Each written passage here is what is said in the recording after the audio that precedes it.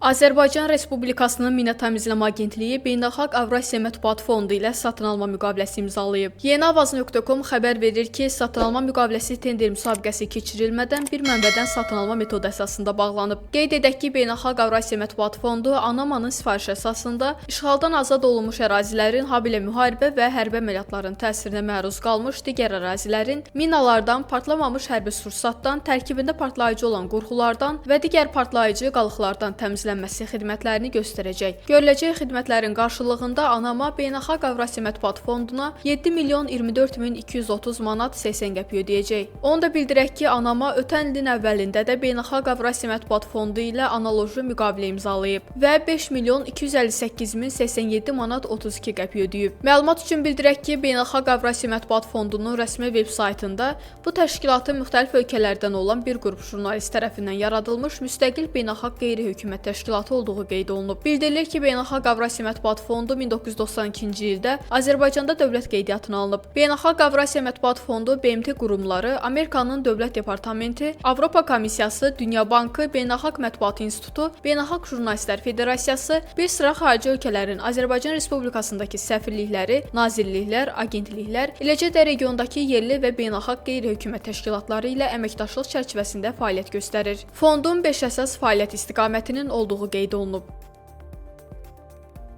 Fondun saytında həmçinin göstərilir ki, təşkilatın Himayəçilik Şurasının sədri tanınmış yazıçı Çingiz Abdullayev, prezidenti isə Mətbuat Şurasının keçmiş sədr müavini Umud Mirzəyevdir.